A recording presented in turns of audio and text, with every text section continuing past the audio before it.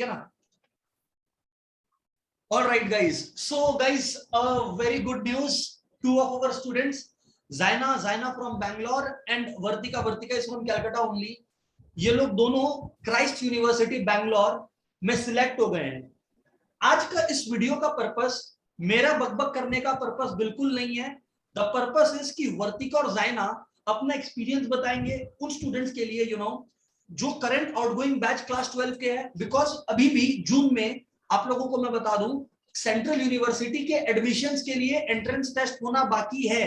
Christ पहले ले लिया था बट सेंट्रल यूनिवर्सिटीज का एंट्रेंस टेस्ट होना बाकी है। तो एक तो ये आउटगोइंग बैच को हेल्प करेगा एंड पॉइंट नंबर 2 इधर पे पर्पस ये भी है कि जो क्लास 11 से 12 अभी नया बैच आया है जिनका ऐसा एम्बिशन रहता है कि क्राइस्ट या इसी तरह से दिल्ली के बड़े बड़े कॉलेजेस में जाना है, तो आपको समझ में आए अपने सीनियर से कि how do you go about the entire process. ठीक है, तो सबसे पहले कांग्रेचुलेशंस वर्तिका एंड जाइना। एंड अब सबसे पहले जाइना आप हमें बताओ कि जो आपका सबसे पहले एंट्रेंस टेस्ट हुआ था, आई मीन क्राइस्ट के लिए जो आपने एंट्रेंस टेस्ट दिया था, कितने स्टेजेस का था? पहला बात एक ही एंट्रेंस टेस्ट हुआ था और मल्टीपल हुआ था क्या? और ये जो सिलेक्शन का प्रोसेस था उसका भी क्या स्टेजेस था? Please guide us through it. Yes, so there's basically 3 rounds, one in March, one in April, and one in May. So I applied in March because you have most chances of getting in now because puri seats khali hain. So there's only one entrance test. Now, if you want to apply for multiple courses, you'll have, so I applied for everything under the commerce department. So mera ek hi test, but if you want to apply for law, then you'll have another entrance test, but that won't be at the same time. So it never collides. Okay, so 1 minute. So basically to simplify what Zaina is saying कि commerce के अंदर जैसे क्या होता है, Christ university multiple options देता है, finance specialization, marketing specialization, international finance and so many other things. तो जाइना ने इन सब के लिए अप्लाई किया था। एग्जाम्स का जो एंट्रेंस एग्जाम्स होता है वो मार्च में भी होता है, अप्रैल में भी होता है और मई में भी होता है। Zaina gave the exam in March because उनका कैलकुलेशन ये था कि सबसे ज्यादा सीट्स तभी अवेलेबल होगा, पॉइंट नंबर 1। और पॉइंट नंबर 2 जाइना सेज कि सर अगर आपको कॉमर्स के साथ साथ लेट्स से आप कॉमर्स को छोड़ के आपको कोई स्ट्रीम में जाना है, लेट्स से लॉ, तो उसके लिए फिर अलग एंट्रेंस टेस्ट के लिए बैठना होगा। Am I correct Zaina? Yes sir, correct. Okay, fantastic, please continue. तो आपने बताया अभी कि नंबर 1 आपका होता है एंट्रेंस टेस्ट जो मार्च में हुआ था आपका, राइट? Yes sir. ओके, तो जाइना यहाँ पर ये जो एंट्रेंस टेस्ट आपका हुआ था किस तरह के क्वेश्चंस आए थे? Can you tell us please? Okay, so I'd applied for BCom honors. So everyone who applied for BCom professional, everyone in my department. So we all have the same subject. So first is fundamental accounting. So this is, you just need to know basic 11th grade accounting. They asked me what is favorable balance of bank book, and then they asked me some bills payable questions, but they're all very basic and simple. So if you're thorough with 11, it doesn't really matter.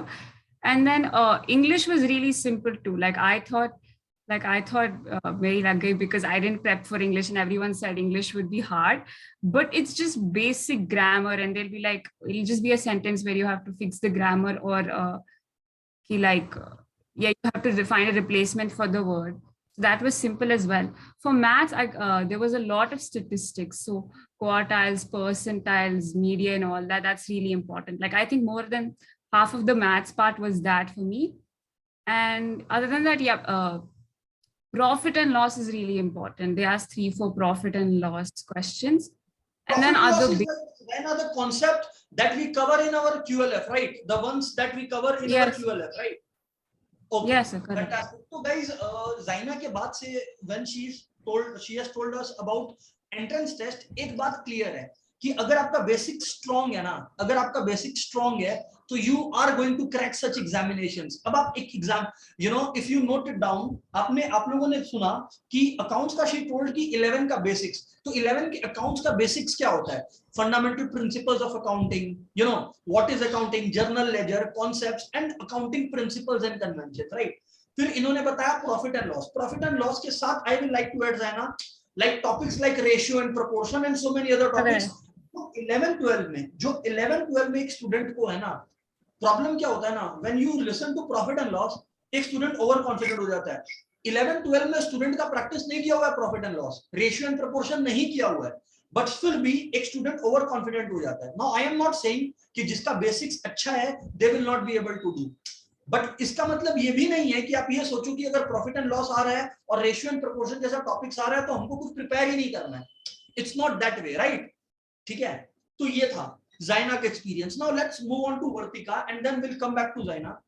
वर्तिका, अब आप बताओ, जैसे जाइना बताई अपने entrance test के बारे में, एक सिंगल एंट्रेंस टेस्ट हुआ, आप कुछ ऐड करोगे क्या उस एंट्रेंस टेस्ट का क्वेश्चंस का वैरायटी के बारे में? कोई कमेंट लाइक जाइना सेड कि सर ज्यादा बेसिक्स टेस्ट हुआ, उसी में ही आप कुछ ऐड करोगे क्या? नहीं सर, साथ में ये भी आया था, ये भी आया था, कोई और टॉपिक, कोई और चैप्टर जो आप बता सको in addition to what Zaina already told. Yes, sir. So I think economics say I had applied for BCom and not BCom honors, unlike Jana. So in my paper, there were a lot of questions from the statistics portion of economics that we dealt with in class 11. So, sir, apart from that, also the logical reasoning questions, I was very happy to see that the QLF course that you are teaching us, it was really helpful, and there were questions from the chapters that we have already covered in that course, and it was very easy for me to crack those questions. Can you give an example of such chapter? Sir, it was from calendars, the first chapter that you taught us. Okay, fantastic. So guys, she's mentioning about QLF. Before we continue, सबसे पहले आप लोग ये QLF क्या है मैं बता दूं आपको. Actually, 2 या 3 months back, guys, when I was, मैंने जब ये देखा कि अब 12th के मार्क्स के ऊपर फोकस तो रहेगा बोर्ड्स का, बट कम हो जाएगा, तब I had launched this course. इसका पर्पस ये था, कीपिंग इट रियल, कि जैसे ये लोग जो है 11-12 में इनका मैथ्स है, जाइना का भी है, वर्तिका का भी है, बट आई टोल्ड देम पूरे ग्रुप को ही बता दिए थे कि still there are certain topics which is not a part of your curriculum, and still will be tested in this entrance test. जैसे आपको जाइना से सुनने मिला प्रॉफिट एंड लॉस या रेशियो एंड प्रोपोर्शन जैसे टॉपिक्स, और वर्तिका से आपको पता चला कैलेंडर्स के बारे में. अब कोई मेरे को ये बोल सकता है कि सर लेकिन कैलेंडर्स तो सिलेबस में है, बट गलत. कैलेंडर्स केवल 11 का अप्लाइड मैथ्स के सिलेबस में है, स्टैंडर्ड मैथ्स में कैलेंडर्स नहीं है. वर्तिका का स्टैंडर्ड मैथ्स है, और Vartika I am quite sure standard maths में आप लोगों ने कैलेंडर्स नहीं पढ़ा था, कैलेंडर्स आपका QLF में हुआ था. Am I right Vartika? Right, okay. अब वर्तिका प्लीज कंटिन्यू. अच्छा, वर्तिका ने भी सेम बात बताया, इकोनॉमिक्स का शी टोल्ड स्टैट्स का क्वेश्चन. और क्या आया वर्तिका इकोनॉमिक्स से, if you could highlight more? Sir economics में उसके अलावा there were simple questions, quartiles, percentiles, they were easy to tackle. Sir, English was basic English. I'm from the CBSE board, so these are the kind of questions we are given in our class 10 and 12 exams as well. So they were those basic questions only. Accountancy, my paper contained a lot of accountancy questions, and they were simple and basic class 11 and 12 questions. Like I was asked a lot of questions from the accounting principles and the simple chapters like Zaina said, bills payable, and the first chapter, journal and ledger. There were simple questions from those chapters. So the entrance test contained around 120 questions, and I would say out of 120, 70% of the paper was easy. 70% was easy. ठीक है. ऐसा कोई जाइना, will you tell us कि ऐसा कोई question या ऐसा कोई वैरायटी जो आपको लगा कि यार ये चैलेंजिंग है?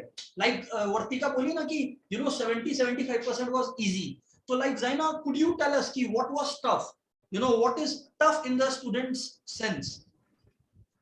For me, what was challenging was if your GK is weak, you really need to work on that. Because मैंने almost all of that section was left.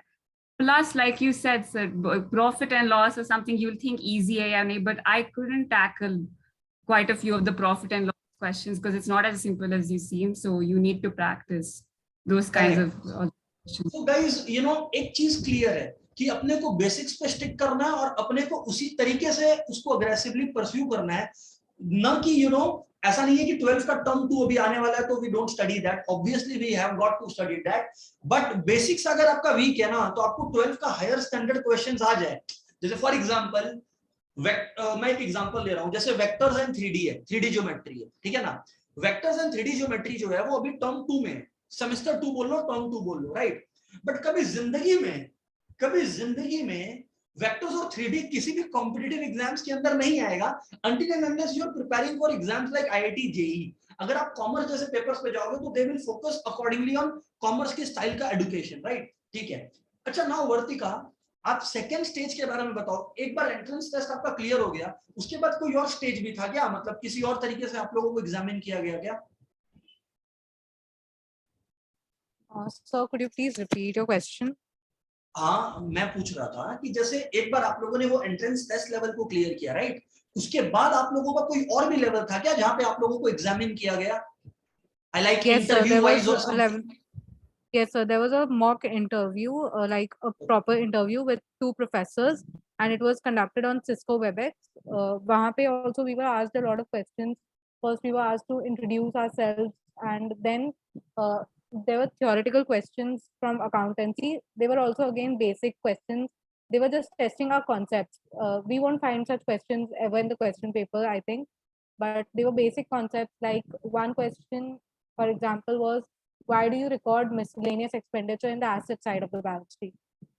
So they were just conceptual questions. And there was an extempore as well. We were given 30 seconds to prepare, and then we had to speak for about a minute. On what topic? So my topic was physical health and mental health. Physical health and mental health. We were Fantastic. given the topic on the spot. Okay. Extempore का तो वही concept होता है, right? So basically what Vartika is saying is कि sir वो क्या होता है ना, स्टूडेंट्स लोग जब इंटरव्यू सुनते हैं ना तो दे थिंक ऑफ रोडीज, ठीक है ना? ये रोडीज जैसा इंटरव्यू यहाँ पे नहीं होता है कि you know you are being harassed और समथिंग लाइक दैट, ऐसा कुछ भी नहीं है। Students are being asked basic questions and at the same time you know the ability to express is seen. This is why we say ki communication skills is something that everybody must be working on, right? अब जैसे for example Vartika said extempore में, extempore का concept क्या होता है guys? Extempore is basically जहां पे they give you a topic, 30 से 45 seconds you are given to you know prepare and just attack. तो ये है। अभी इस क्वेश्चन में ना इधर पे जैसे वर्तिका को टॉपिक मिला फिजिकल एंड मेंटल हेल्थ। अब क्या होता है ना, काफी बार अपने होते हैं कि यू नो कोई टॉपिक न्यूज में चल रहा होता है, जैसे Zaina was focusing on the GK part, general knowledge part. अब कोई टॉपिक होता है न्यूज में कुछ चल रहा है, कोई भी XYZ इश्यूज, तो अपने क्या होते हैं ना, हाँ रिलैक्स्ड, मेरा क्या जाता है। बट नहीं, this entrance examinations make us believe कि यार अपना भी एक ओपिनियन होना चाहिए, because if you are not having a particular opinion, अब ओपिनियन का मतलब ये भी नहीं होना चाहिए कि you are you know too much on an extremist side, that is generally not advisable. Like for example, अगर Vartika, I don't know what Vartika said in her extempore, but अगर वर्तिका बोल देती कि फिजिकल हेल्थ ही सब कुछ है, मेंटल हेल्थ कुछ नहीं होता है, तो भी she would have been out. अगर वो वर्तिका बोलती कि मेंटल हेल्थ ही सब कुछ होता है, फिजिकल हेल्थ नहीं होता है कुछ भी, तो भी she is out. You have to balance both. Vartika, am I correct? आपने जब एक्सप्रेस किया होगा, I don't know what points you mentioned, but कहीं ना कहीं you would have touched upon the balancing part of things, yes और no? Yes, देख लो। तो guys this is what I am saying कि जब आप लोग किसी भी टॉपिक के ऊपर ओपिनियन बनाओ ना, so don't have a you know don't have an extremist kind of opinion, because any form of extremity is madness, ठीक है ना? Moving on to Zaina. Zaina, आप बताओ इंटरव्यू में आपका क्या था सीन, कैसा क्वेश्चंस आपसे पूछा गया? जैसे वर्तिका बताई कि उसको बेसिक अकाउंटिंग प्रिंसिपल से और बेसिक अलग अलग सब्जेक्ट से कॉन्सेप्ट से क्वेश्चन पूछा गया। Zaina, what about you? In addition to what Vartika said, आपका क्या सब्जेक्ट से क्वेश्चंस आया था in the PI personal interview level? Okay, sir. So, first of all, I prepared for a lot of the basic questions because they usually, like from what I've heard, they want to see the qualitative aspect of you. So, like, why Christ University? What are your hobbies? Everything. I prepared a lot of those, but they didn't ask me anything. They only asked me, tell me about yourself. Then, uske baad, the questions they asked me was simple. First was, what is the difference between trade and commerce? Second was, what are current assets? What is the nature of bills payable? Zaina, just a moment. So Zaina Yes, is telling me कि what is the difference between trade and commerce? Interestingly, आप class 11 ISC में हो या class 11 CBSE में हो, दोनों के first chapter में ये क्वेश्चन का आंसर है कि trade is nothing but exchange of goods and services and commerce is a wider concept, जहां पे ट्रेड और H2 ट्रेड का मतलब है services like banking and all those things comes. What I am trying to tell you here is कि अगर आपका concept clear है तो ये ऐसा एंट्रेंस एग्जामिनेशन कुछ भी नहीं है. ऑब्वियसली मैथ्स और ये सब पार्ट्स में आपको, जैसे बोथ ऑफ देम मेंशन्ड, चाहे कैलेंडर हो गया, अभी भी while maximum of you will be attending this session, आप लोग ये नोटिस करोगे कि आप लोगों को कैलेंडर्स नहीं आता है. मैक्सिमम ऑफ यू जो ये सेशन देख रहे होंगे, तो द क्यूएलएफ, अब आप सर आप अपना कोर्स को बेचने लग गए हो, नहीं. अब स्टूडेंट को ये नहीं लगना चाहिए कि sir is just trying to sell his or her own course, ऐसा बिल्कुल नहीं है. What I am trying to say is कि एक गैप है जिसको क्यूएलएफ फिल करता है. वो गैप क्या है? 11th 12th का मैथ्स में बहुत सारा कॉन्सेप्ट नहीं है जो कि आपका बेसिक्स है, लेकिन नहीं बेसिक्स है, एंट्रेंस में पूछा जाता है बट 11th 12th में नहीं है. So that's what QLF seeks to achieve. ठीक है ना? हाँ, तो ज़ैना यू प्लीज कंटिन्यू, आप बता रहे थे. So, and then other two questions I got from business studies. What is the Spirited Corps, and who is the father of scientific management? So these Okay. all questions. See, what Zaina is saying is father of scientific management, class 12, semester 1 या term 1 बोल लो. Again a basic principle. जहाँ पर अपने पढ़े थे दो तरीके का प्रिंसिपल होता है, फेयोल का और टेलर का. फेयोल का प्रिंसिपल्स को एडमिनिस्ट्रेटिव बोलते हैं और टेलर का साइंटिफिक बोलते हैं. So this is what she is talking about. Again a basic question, right Zaina? Yes, correct. So all basically were basic questions. Then I also got my micro presentation topic that was on women empowerment. So I didn't have to give any two sides, but you're right. If there is a topic, they expect you to express both the sides and then also give your own personal opinion on it. Yes. And so guys, that's what Zaina is trying to tell us कि extremist मत बनो पहला, और दूसरा opinion carry करो. Please have some opinion about anything happening around you. इससे दो चीज होगा, एक आप एक्सटेम्पो जैसा टॉपिक्स को भी तोड़ दोगे, और दूसरा एक एक्सटेम्पो जैसा टॉपिक्स तो टूटेगा. दूसरा, as Zaina said कि she was facing trouble in GK, वो वाला जो इशू है आपका वो भी रिजॉल्व हो जाएगा. वो आलिया भट्ट वाला सिचुएशन नहीं रहेगा आपका, राइट? सो ये था एक सीन. ओके, एनीथिंग दैट अच्छा, एक और चीज, Zaina and Vartika, I wanted to ask both of you.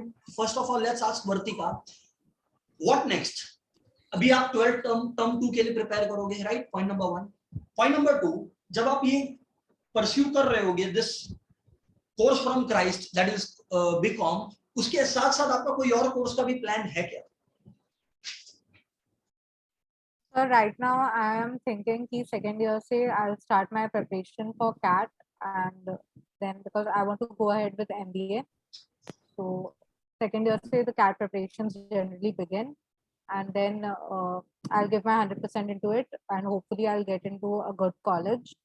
Fantastic. I reservations. और in fact Vartika, let me tell you something, आप जो कैट का प्रिपरेशन में जाओगे ना, नॉट 50%, नॉट 40%, बट जो अपना क्यूएलएफ का कवरेज है ना, जब खत्म होगा, बिकॉज अभी भी 2 महीना बाकी है, मार्क माय वर्ड्स, आपका 25% कैट, एटलीस्ट ये जो एलआर और क्वांट्स वाला पार्ट होता है ना, 25% विल बी ओवर.